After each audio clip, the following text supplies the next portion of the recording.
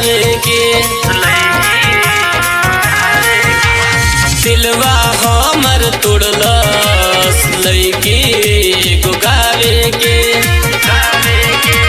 पिए है लगनी हम दारू और पिए है लगनी हम दारू, बात कहतिया भुलावे के। दिलवा दिलवा अरे दिलवा हमर तोड़लस लइकी एगो गावे के। अरे दिलवा हमर तोड़लस लइकी एगो गावे के। लइकी एगो गावे के।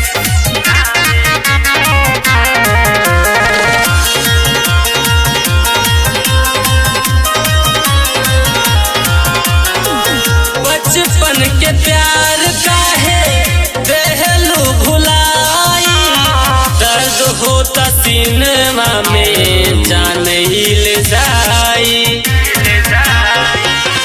पिया हर जाई मेहंदी रचाई, जब से उ दिलवा तोड़ले, हाँ जब से उ दिलवा तोड़ले, मन करे मर जाई रे। दिलवा हाँ दिलवा अरे दिलवा हमर तोड़लस लइकी एगो गावे के। अरे दिलवा हमर तोड़लस लइकी एगो गावे के।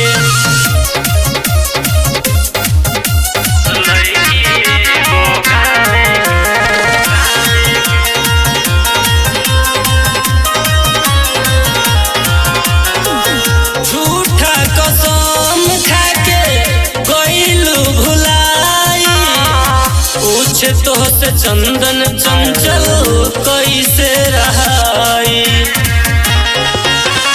गइलू भुलाई दिलवा दुखाई, दीपक के दिलवा तोड़लू, हाँ दीपक के दिलवा तोड़लू, मस्त राम के अपनाई के।